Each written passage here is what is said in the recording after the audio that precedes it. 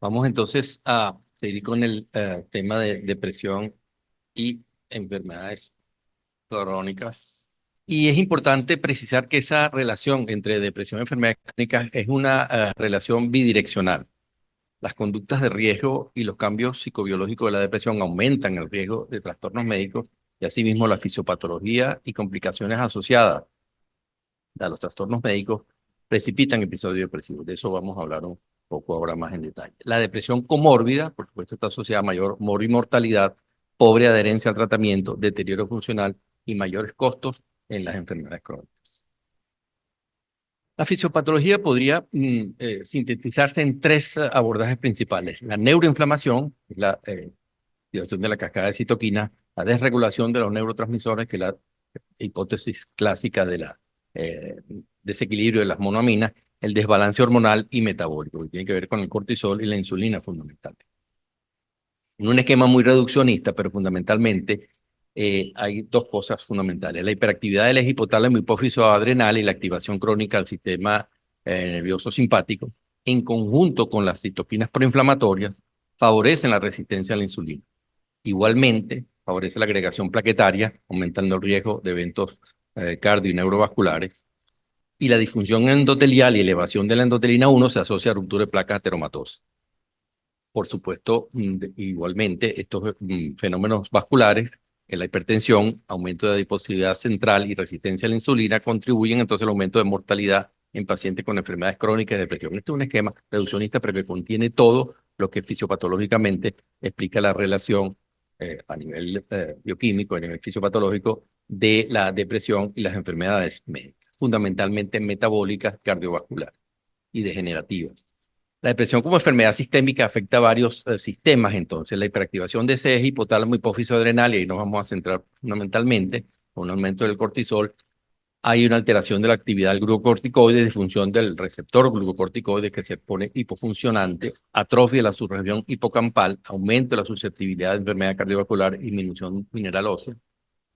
El aumento en el nivel de las citoquinas proinflamatorias, que esto es fundamental en la hipótesis de la depresión, produce un aumento en la inflamación a nivel cardiovascular, arritmias, isquemias, etcétera, riesgo de cáncer aumentado y alteración de la microbiota, que es otra área ahorita en desarrollo, que a lo mejor se está como especulando mucho del tema de la microbiota, pero que viene a un área definitivamente donde tiene que ver que a nivel sistémico y desde el punto de vista del estado emocional, todo esto que tiene que ver con la flora intestinal y la microbiota y muchas enfermedades. Pero es un área que indudablemente va a producir muchos avances en los próximos años. La disminución en la expresión del factor neurotrófico derivado del cerebro pues produce una disminución en la organización dendrítica y una alteración neurohormonal en la señalización principal en el sistema endocrino. Pero este es el que trae el otra área donde la depresión también tiene un componente neurodegenerativo. Entonces, esto es muy importante tenerlo en cuenta en el tratamiento adecuado de la depresión para evitar el aspecto neurodegenerativo que conlleva toda esta alteración bioquímica que vamos a ir viendo un poco más en detalle. Disminución en la actividad normal de las plaquetas, y lo nombramos, hipotiroidismo y aumento de la actividad de la vía de la quinurenina, que vamos a ver con un poquito más de especificidad.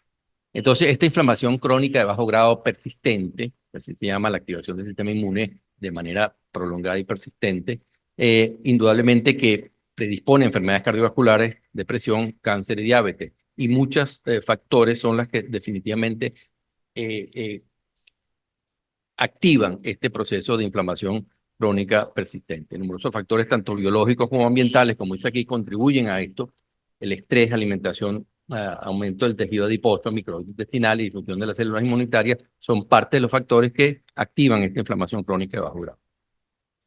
Este es uno de los estudios recientes publicados en este año que realmente pone en evidencia y sintetiza todas las hipótesis que hay en torno a depresión. Es un estudio bastante integral porque nos habla de la hipótesis del eje hipotálamo hipófiso adrenal, como ya vimos, de la hipótesis de la monoamina, que es la más clásica, de la hipótesis inflamatoria. Esas tres son las hipótesis fundamentales hoy, pero también está la parte del estrés y los eventos traumáticos. Definitivamente, no solo para depresión, sino para cualquier patología psiquiátrica, los eventos adversos tempranos dejan una huella, dejan una impronta tal que a futuro, uno de los trastornos más comunes es la depresión, por supuesto, pero para cualquier otro trastorno psiquiátrico, el maltrato, el abandono y el abuso, esas son situaciones que hoy está absolutamente comprobadas. Desde el punto de vista incluso de estructuras cerebrales y activación de circuitos cerebrales que persisten en el tiempo. Estas tres cosas, el abuso, el maltrato y el abandono en la infancia,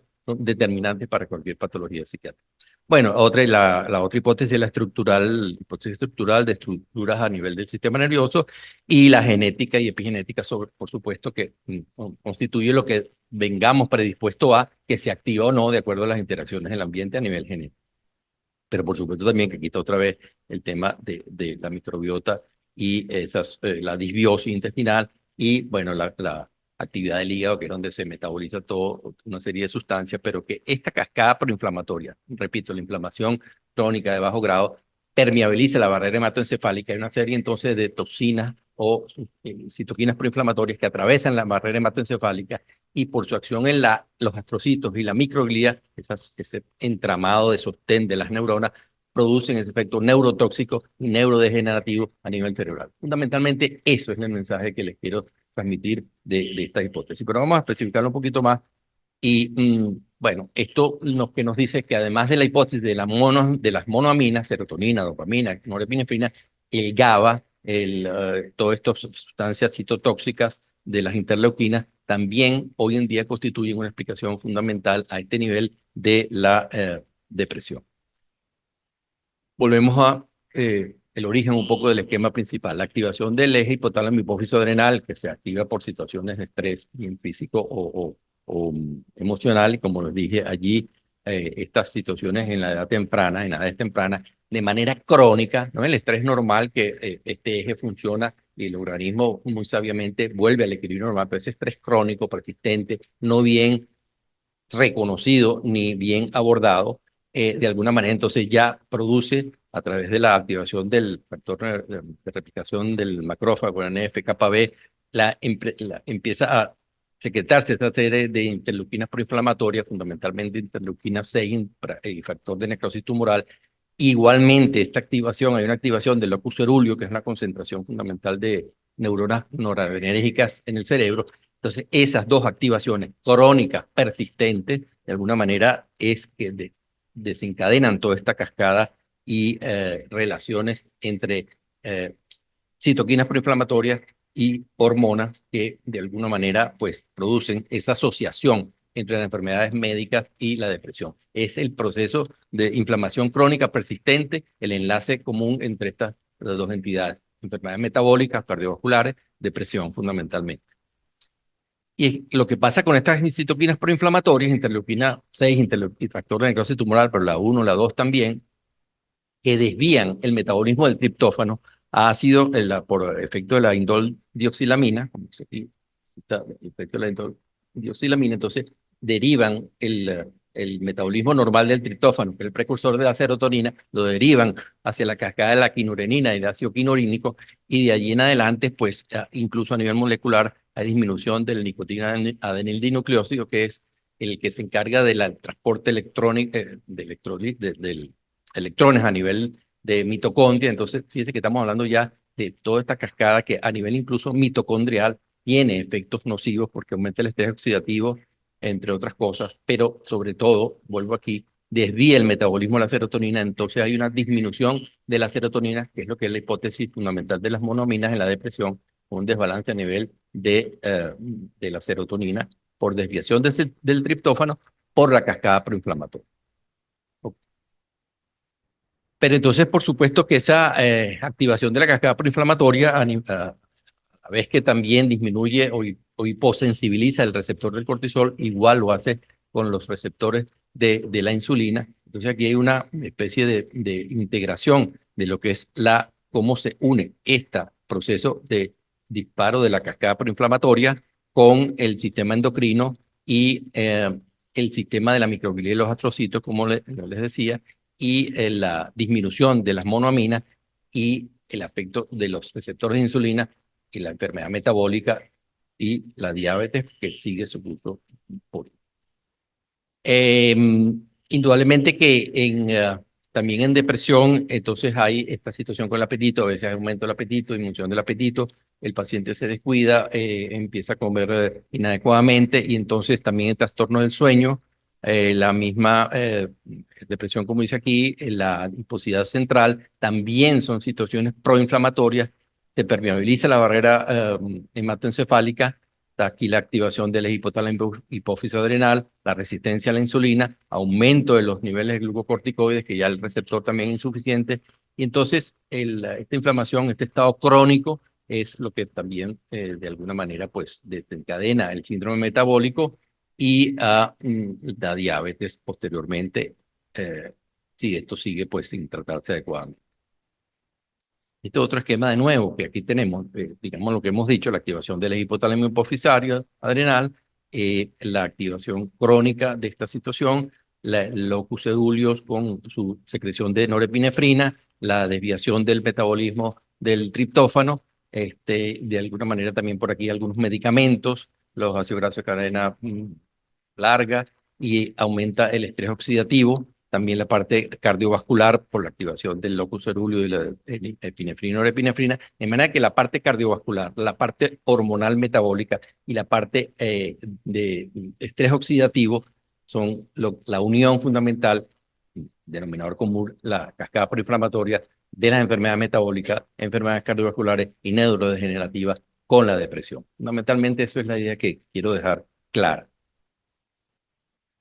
Y bueno, indudablemente que el estrés, la depresión y la insulina resistencia y la resistencia a la insulina, pues es lo que condiciona la inflamación de bajo grado persistente, que de alguna manera pues contribuyen estos tres parámetros a el síndrome metabólico, que por supuesto la reducción de peso, la actividad física incrementada, los cambios en la dieta, la circunferencia abdominal, como sabemos las medidas, la disminución en el consumo de las grasas trans y la baja disminución de los carbohidratos, etcétera, son factores que van a mejorar esta inflamación crónica de bajo grado, pero por supuesto que los otros aspectos del síndrome metabólico pues la empeoran, como la disfunción aterogénica, la dislipidemia, el incremento en la función, en la presión arterial, enfermedades isquémicas, etcétera, pero este es como el esquema de unión de estas situaciones entre depresión y enfermedades metabólicas y cardiovasculares fundamentalmente.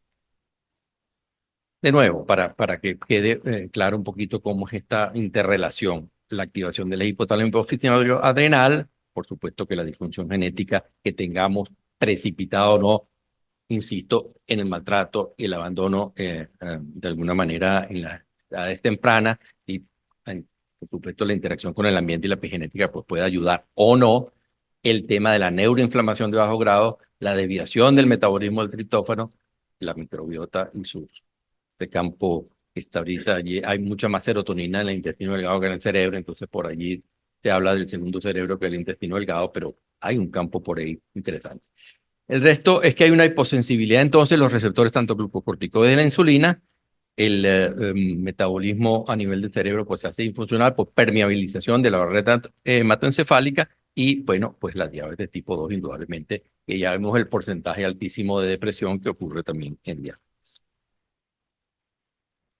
El otro tema entonces la neurodegeneración en la depresión, porque de nuevo, repito, la desviación de la síntesis de la serotonina por la desviación de la ruta del triptófano, debido a la indol-dioxilamina, da como resultado quinurenina, el ácido quinurínico, y eso ocasiona disminución de la serotonina y depresión, disfunción cognitiva, aumento del estrés oxidativo, en última instancia, neurodegeneración por la acción de estos tóxicos, vamos a llamarlo así, en el tejido de sostén, que es la microglía y el astrocito.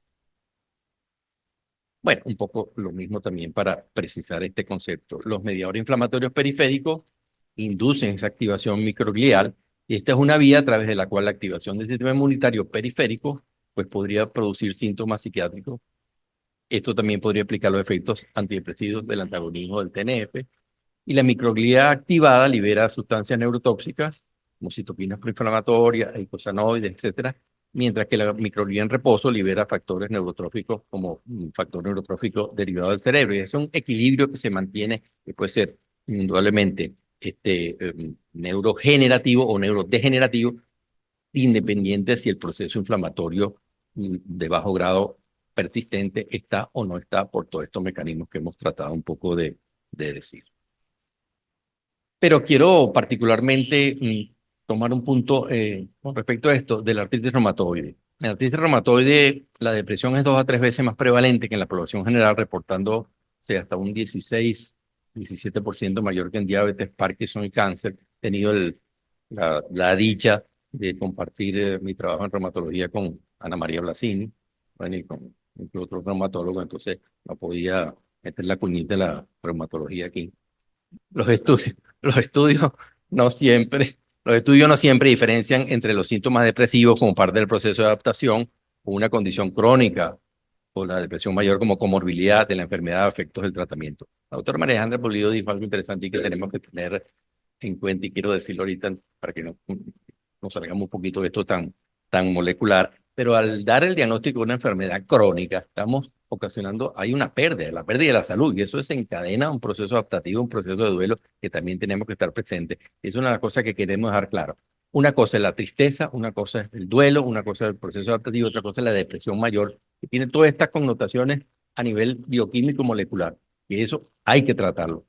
Pero ya veremos en la enfermedad crónica, particularmente con la artritis reumatoidea, en tratamiento, entonces ahí, en lo farmacológico me refiero, hay algunas cosas que tenemos que comentar. Existen síntomas de artritis reumatoide comunes con depresión, como son la fatiga, el insomnio, la pérdida de peso y la hiporexia, por supuesto. Pero, y eso lo explican varios situaciones, varios procesos explican esta prevalencia. Por supuesto que el dolor crónico, sea de otra área, los pacientes con dolor crónico y la depresión, limitación física e imposibilidad para el trabajo, tratamientos con los fármacos modificadores de la enfermedad y glucocorticoides, también, como dijo la doctora Pulido, pueden en unas ocasiones producir euforia, pero pueden producir también depresión, y por toda esta situación del cortisol crónicamente secretado y el hipofuncionamiento de los receptores. Altos puntajes en cuestionarios para depresión correlacionan de manera positiva con actividades de la artritis reumatoide, como el DAS28, y negativa para su remisión. Pero fíjense que, entonces, ¿a qué nos lleva un poco? Que toda esta explicación de esta situación de la inflamación también entonces nos plantearía, desde el punto de vista fisiopatológico, tendremos algunas otras herramientas también, no de uso diario, pero sí válidas para el tratamiento de la depresión, como son los anticuerpos y los medicamentos, las sustancias que bloqueen la cascada inflamatoria en algún sitio. Entonces, por ejemplo, situaciones de anticuerpos monoclonales que bloquean el factor de necrosis tumoral, como el etanercept o el infliximab, en teoría y en la práctica, porque vamos a ver que hay unos estudios, pues por supuesto que al bloquear la cascada inflamatoria tienen su efecto antidepresivo. Y esto en la parte de tratamiento vamos a hacer algún comentario acerca de esto. Por lo menos también aquí el anakinra, que actúa sobre la interleuquina 1, sobre la interleuquina 17, estos anticuerpos monoclonales que se usan en pacientes con enfermedades crónicas, particularmente en el caso de la artritis reumatoide y el lupus, pues ya tienen un efecto por su mecanismo de acción antidepresivo también, porque entonces va a cortar la cascada inflamatoria, va otra vez la ruta del triptófano a secretar serotonina y supuestamente no, en la realidad, según la teoría de las monoaminas, la serotonina no se equilibraría y no había depresión en este sentido. Pero ya vamos a ver un poco después en la parte de tratamiento que no son tampoco medicamentos que se usan de rutina. Pero, por ejemplo, aquí sí hay ya trabajos, no tan nuevos, ya se empezó a hacer hace tiempo, del etanercept en pacientes con psoriasis, pero donde se mide fatiga y depresión, y definitivamente sí hay una diferencia importante, significativa. Ellos hicieron aquí el cuestionario de depresión de Beck. Entonces, indudablemente que en las ítems que evalúa el cuestionario de depresión de Beck, que son gravedad o de la depresión, pues sí hubo eh, una diferencia significativa con el etanercept. Y después también aquí en un anti-TNF, con infliximab, que actúa sobre el factor de necrosis tumoral, indudablemente que también hay una diferencia importante cuando lo hacían la revisión de los síntomas de depresión, y de acuerdo también al aumento inicial de la proteína C reactiva, la respuesta del infliximab en los síntomas depresivos, pues también dio una diferencia significativa importante. ¿Verdad? Que es un tema allí interesante de tener en cuenta. Estamos hablando a este nivel, definitivamente la cascada es el estrés, o incluso más atrás, el abandono, el maltrato y el abuso. Entonces determinan todos esos circuitos que se mantienen desde edades tempranas pues activos, y entonces tenemos alteración a nivel del sistema inmune, sistema endocrino como ya hemos visto, pero incluso a nivel mitocondrial con el tema del estrés oxidativo y demás, pues hay alteraciones allí también. Entonces a este nivel es que la depresión no tratada adecuadamente pues no altera. Entonces, en conclusión, la comprensión psicopatológica de los trastornos mentales y su relación bidireccional con las enfermedades médicas permiten un abordaje más integral del paciente, así como el diseño de nuevas estrategias terapéuticas. Voy a tratar ahora de centrarme un poco más en la parte ya de, como le decía, de lo molecular a la clínica. Vamos a ir un poquito más a la clínica ahora otra vez. En el abordaje terapéutico del paciente con depresión mayor hay que tomar en cuenta entonces la preferencia del enfermo, la disponibilidad de los recursos, indudablemente, los síntomas que más le preocupan como insomnio y fatiga, dolor persistente y estrés, y el suicidio y el viraje a manía, como ya la doctora Pulido, desde el punto de vista clínico, nos indicó cómo abordarlo. Son riesgos que en todo paciente que le hagamos un tratamiento adecuado de depresión, pues tenemos que evaluar.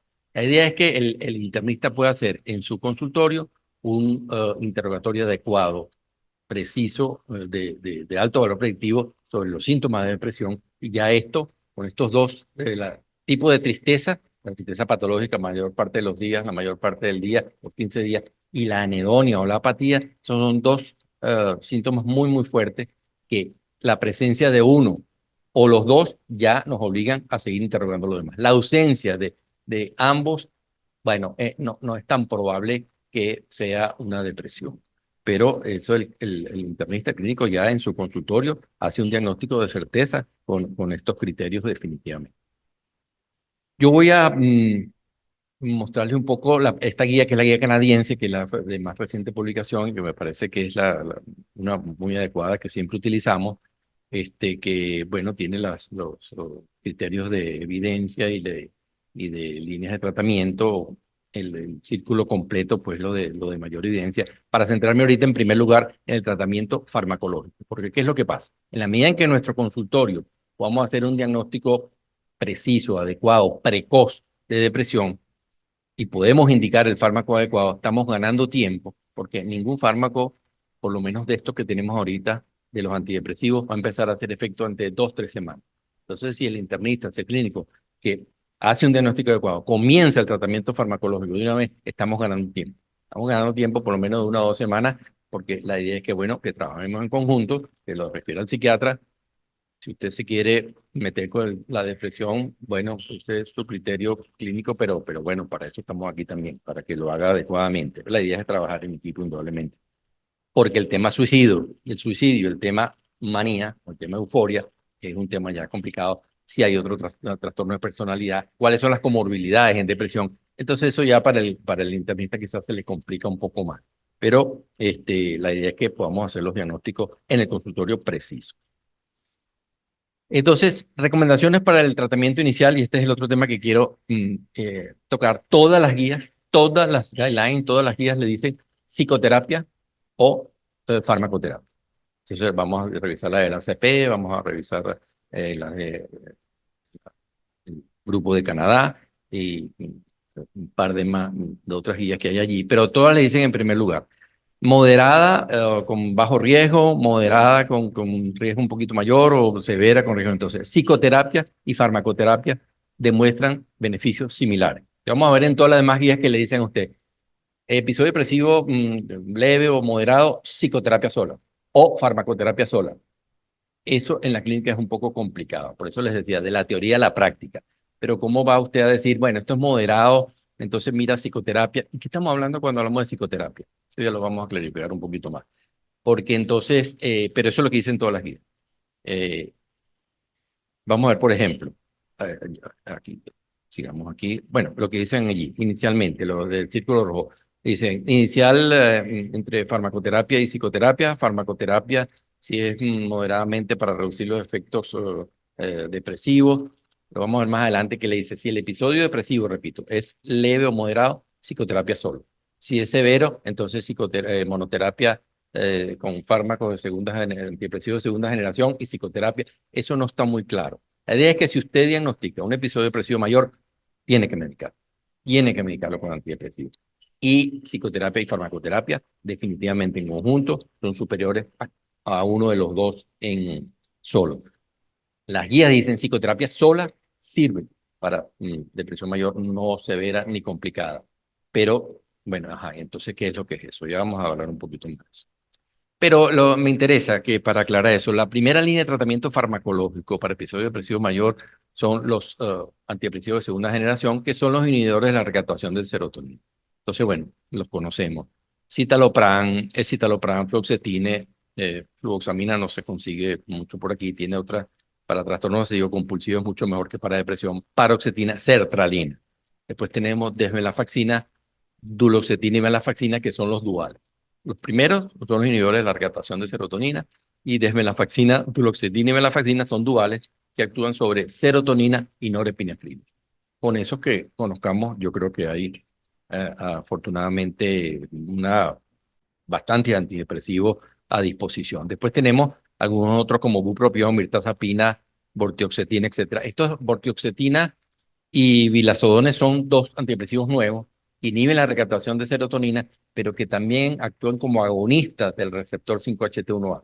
¿Y qué es lo que se quiere? Lo que se quiere es que no sean solamente que inhiban la recaptación, sino agonistas, pueden tener de alguna manera un comienzo de acción más rápido, que es el retroantidepresivo ahorita desde el punto de vista de los medicamentos, que el comienzo de acción sea más rápido. Vamos a ver alguna cosa por ahí también con el tema de los psicodélicos, que los psicodélicos en algún momento van a venir y van a tener una acción un comienzo de acción mucho más rápido, por supuesto, pero vamos a ir viendo poco a poco esto.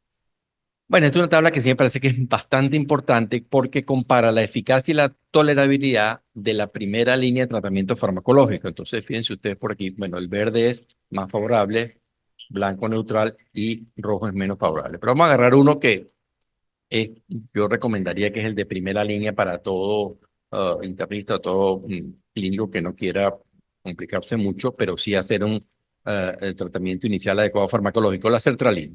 La sertralina tiene una buena eficacia, es aceptado y no tiene mucha sedación, no influye mucho en la ganancia de peso, en la disfunción sexual, que es uno de los problemas de los inhibidores de la captación de serotonina a largo plazo. No tiene mucha acción la sertralina y sobre en general es bien tolerado. El escitalopram, que es otro de los inhibidores de la captación de serotonina bastante bueno, porque además tiene cierta acción sobre la parte de ansiedad. Bueno, también buena eficacia, aceptabilidad, no hay mayores interacciones. En su descontinuación no tiene muchos síntomas, produce un poquito de sedación, pero es bueno para eso precisamente, para la parte de ansiedad. Ganancia de peso, no es el que más produce ganancia de peso, sí produce un poco de disfunción sexual. La paroxetina es muy antidepresivo, pero es muy complicado en el tema de las interacciones, porque se metaboliza específicamente en el citocromo, en la isoenzima 2D6. Entonces, todo lo que se metabolice allí va a tener mucha interacción y efectos colaterales con eh, paroxetina, dependiendo, claro, si somos así, eh, metabolizadores lentos o rápidos, pero la paroxetina en general tiene muchas interacciones. Y también produce ganancia de peso, mucha disfunción sexual. De manera que yo creo que en primera línea, en el internista podemos tener sertralina y escitalopram como buenas opciones y como duales desvenlafaxina y venlafaxina, que como vemos aquí, pues realmente tienen un buen eh, perfil de tolerabilidad. La descontinuación de venlafaxina es complicada, produce disfunción sexual y en general es regularmente tolerada, pero es muy buen antidepresivo. Duloxetina para dolor crónico, aprobada en fibromialgia y demás, es de los duales. Yo creo que es el armamento farmacológico que el internista sí debería tener como más a mano. El síntomas de descontinuación de los antidepresivos son un problema, y fíjese que aquí dice los de mayor riesgo son paroxetina y venlafaxina. Aproximadamente la mitad de los pacientes pueden presentar síntomas de descontinuación y a veces no se diagnostica adecuadamente. Por eso es que así como se indica progresivamente, se debe descontinuar progresivamente. Los síntomas fundamentales son como, bueno, como síntomas de gripe, pero hay náuseas, mareos, sensación de desmayo, angustia, cefalea, irritabilidad, insomnio, síntomas similares a un resfriado común, como les dije, cansancio, mialgias, puede haber hasta orfagio. Entonces, para lo que quiero transmitir con esto, así como debemos iniciar lentamente para la mayor tolerabilidad, porque el mayor riesgo de estos antidepresivos o inhibidores de la recaptación de serotonina, al indicarlo, son trastornos gastrointestinales, mareos, sensación de intranquilidad y a largo plazo disfunción sexual, sobre todo eso que se queja pues, por supuesto mucho los pacientes. Igual que los tenemos que indicar progresivamente, los tenemos que quitar de manera también progresivamente por el tema de la descontinuación. Bueno, hay medicación ayudante también, pero para depresión es un poquito más complicada, pero fíjense que tiene un buen nivel de evidencia con antipsicóticos como aripiprazol, otros antidepresivos de segunda línea que actúan más sobre dopamina como bupropión. Vamos a hablar algo de ketamina, una lámina solamente, es fundamentalmente antipsicóticos y litio. Pero ya cuando hay que poner medicación ayudante porque no hay respuesta o hay que poner otro esquema más, eso sí es preferible que se encargue indudablemente el especialista. Entonces, las recomendaciones actuales sobre tratamiento para adultos con trastorno depresivo mayor en fase aguda del colegio, del Colegio Americano de ACP, fíjense que aquí, recomendación 1A, recomienda la monoterapia con terapia cognitivo-conductual o un antidepresivo de segunda generación. La 1B, terapia combinada con terapia cognitivo-conductual y un antidepresivo de segunda generación. Bueno, muy bien. ¿Cómo comemos eso de la terapia cognitivo-conductual? No hay suficientes terapeutas cognitivo-conductuales en Caracas o en Venezuela para tratar a todos los pacientes con depresión. Se los garantizo. Pero ¿de qué estamos hablando? Porque todas las guías nos hablan de eso. En primer lugar, porque la terapia cognitivo-conductual es objetiva, precisa, corta, se adapta mucho al modelo médico y esa es la que más se publica, por supuesto, porque es objetivamente cuantificable y publicable. Entonces, todos los trabajos, que es donde salen las guías, dicen terapia cognitivo-conductual, terapia cognitivo-conductual. Lo dijo Mario Patiño, no sé, se fue Mario por ahí cuando decía de la escucha, y esto es a lo mejor una opinión muy personal de nosotros en la cátedra, pero la psicoterapia se da en cualquier acto médico, en cualquier acto médico, en cualquier relación médico-paciente psicoterapéutica, es terapéutica, si usted además tiene la intención de hacerlo. Cuando Mario hablaba, me acordé de una situación que les voy a compartir. Entonces ya llega una paciente al consultorio de 70 años, algo, y el motivo de la consulta dice ayuda al cuidador. La paciente llena afuera una historia hasta ese motivo de consulta y puso ayuda al cuidador. Me llamó la atención y es una señora que tiene un esposo con una demencia rápidamente avanzada. Ella es hija única, el esposo no tiene familia, el hijo está en Australia, ingeniero, y bueno, ella venía a que yo la ayudara porque, pues imagínese usted, este señor es ingeniero, aquello, ahorita pues está con una demencia complicada, agitado, etcétera, bien medicado, bien tratado por su neurólogo, y ella viene a contarme toda esa historia, y un poco impávido, la escuché, y al final sinceramente le dije, señora, ¿y en qué lo puedo ayudar? Y dice, no, doctor, es que usted me ayudó, porque usted me ha escuchado de manera atenta, no sabe lo tranquila que me voy ahora. ¿Eso fue psicoterapéutico o no? Yo voy a volver por aquí como en 2 semanas, 3 semanas para volver a conversar con usted. Entonces, cuando diagnosticamos a un paciente con depresión mayor, ¿estamos haciendo psicoterapia de entrada o no? Sí. Eso es lo que las guías dicen de tratamiento psicoterapéutico y o medicación. Si usted diagnostica un episodio depresivo mayor, tiene que medicar. Y el tratamiento psicoterapéutico ya empieza en esa indicación. Ya empieza en esa indicación porque es la relación, es la actitud, lo que es lo psicoterapéutico. Por supuesto que después hay todas las técnicas psicoterapéuticas que usted quiera. Hay todas las técnicas psicoterapéuticas que usted quiera, pero ya bueno, eso es parte de lo que el psiquiatra haría o no haría. Pero indudablemente que la combinación de ambas es lo que más efectiva. Ok, entonces después dice otra cosa que es importante. Bueno, la segunda sugiere monoterapia con terapia cognitivo-conductual como tratamiento inicial en pacientes con fase aguda, mayor leve, recomendación condicional, evidencia de certeza baja. Pero abajo dice una cosa que es importante, que es la decisión informada sobre las opciones debe ser personalizada, basarse en la discusión de los posibles beneficios del tratamiento, daños, perfiles de efectos adversos, costo, viabilidad, síntomas específicos como insomnio, hipersomnio, fluctuación del apetito, comorbilidades y uso concomitante de medicamentos y de preferencia al paciente. De manera que cada indicación, cada paciente es absolutamente individualizado. Además, el otro tema que viene ahora es que la relación médico-paciente cambió. Yo creo que también lo decía un poco en algún sentido, porque de vertical es horizontal. De vertical es horizontal. El paciente viene con toda la información. También le puedo comentar algo que esta sí es una muchacha joven me decía, no, porque bueno, yo tengo que esa dopamina que se obtiene por TikTok, esa dopamina es tan falsa. Y el otro día le dije a mi novio, aumentate la serotonina, porque estás así como, tú sabes. Entonces los pacientes ya vienen con toda una cosa neurofisiopatológica de neurotransmisores. Está bien, la información está allí. Los pacientes tienen la información, pero el conocimiento lo tiene uno. La experiencia y el conocimiento lo tiene uno. Pero el paciente, y algunos, a mí me fastidiaba un poquito cuando me venían con que Google dice. Bueno, Google dice que ese con Google. No, no, Google dice. Y lo va a buscar antes de que vaya a la consulta. O después que usted le haga una indicación. Doctor, ¿eso cómo va a tomar? No lo va a tomar, porque dice para esquizofrenia. No, no, pero fíjate, pero dice para esquizofrenia a 8 miligramos, pero en 1 miligramo es para el sueño. No, no, no, pues eso es para esquizofrenia, yo lo busqué y entonces además los efectos colaterales. Entonces, bueno, esa es una realidad que tenemos que asumir también, pero con la claridad, repito, de que la información está, el conocimiento lo tenemos nosotros, porque es la información más la experiencia. El tema de las escalas, el tema de las escalas. Hay escalas que nosotros podemos utilizar, el Montgomery-Åsberg, la de Hamilton, Beck, que nos miden, que nos sirven para investigación en primer lugar y progresión quizás en la enfermedad, los síntomas, cómo vamos. En lo particular, dos cosas. Cuando un paciente le dice que está deprimido, está deprimido.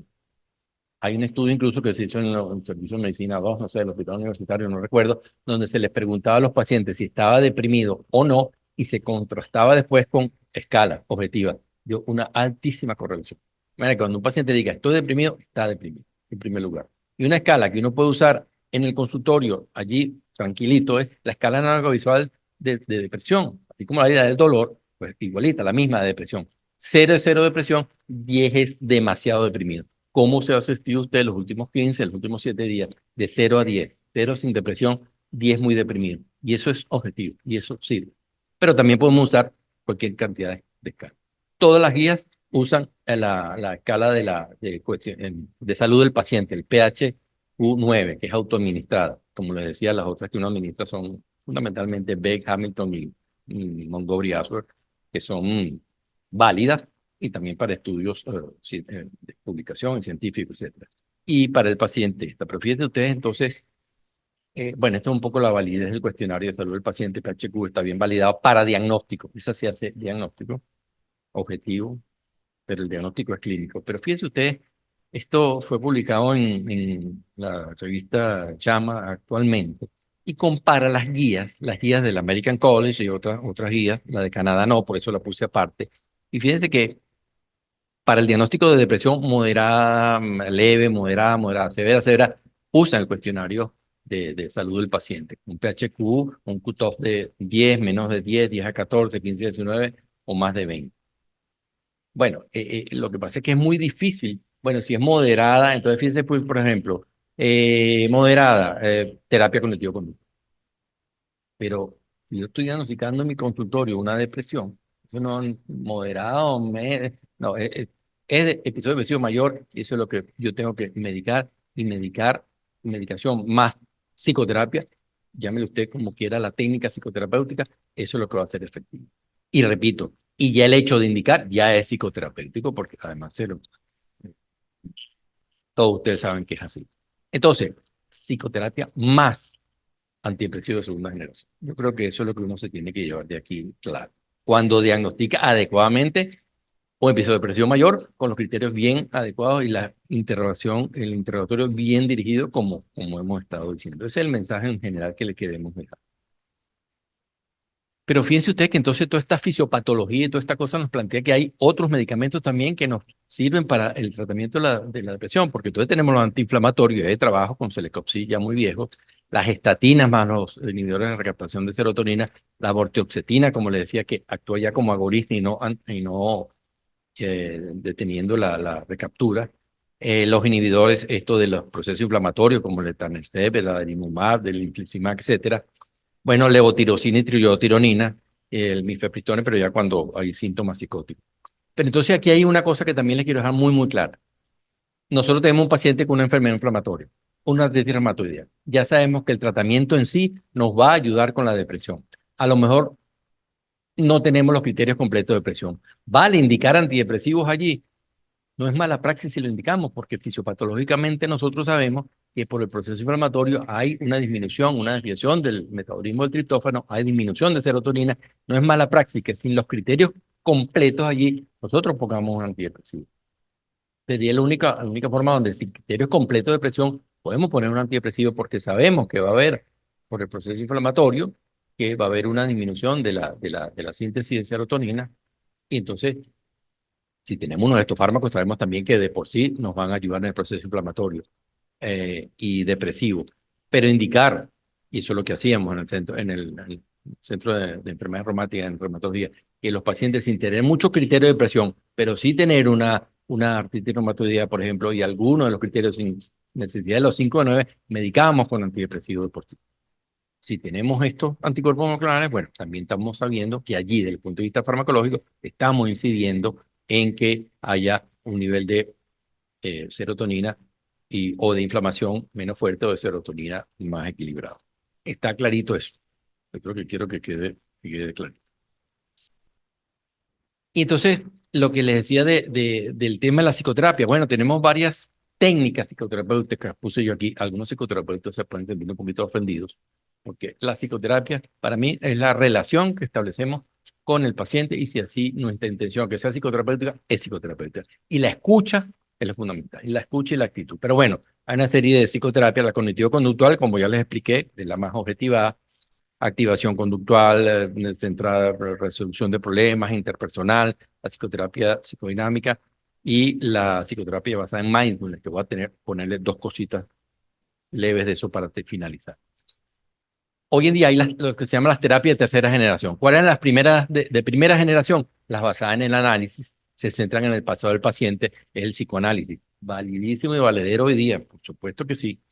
La de segunda generación, terapias cognitivo-conductuales que se centran en modificar pensamientos y comportamientos y actitudes.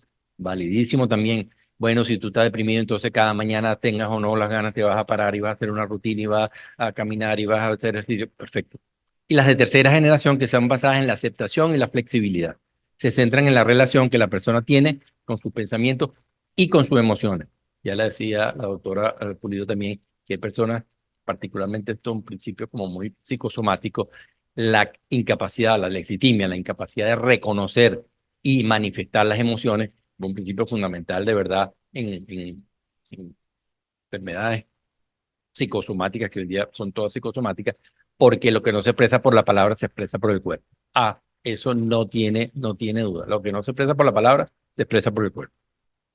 Entonces, bueno, las terapias tercera generación, terapia de aceptación y compromiso, psicoterapia analítica funcional, de conducta dialéctica, de integral de pareja, activación mutual, y la basada en mindfulness, como le digo que quiero decir dos cositas de eso. La doctora Sara Lasser, ya está en el Mass General y se ha dedicado a hacer una serie de estudios sobre esto del mindfulness, de la atención, concentración en un determinado estímulo y cambios a nivel incluso cerebral que esto tiene. Esto es para meditadores expertos, pero no necesariamente necesita ser un meditador experto, sino con sesiones de 8 semanas, de talleres y experiencia de 8 semanas. No me acuerdo ahorita el nombre. Sí, sí, hay protocolos que también producen modificaciones beneficiosas a nivel de cerebro y lo hemos hecho con estudiantes y lo hemos hecho con residentes de posgrado también. Esto tiene la ventaja, esta psicoterapia basada en mindfulness, que ahora está de moda también el mindfulness, ¿no? Pero bueno, esa psicoterapia basada en mindfulness tiene la ventaja que es para terapéutica, para terapeuta y para paciente. De manera que es una área interesante que se los dejo para como inquietud. Pero bueno, lo hemos estado un poco implementando y así.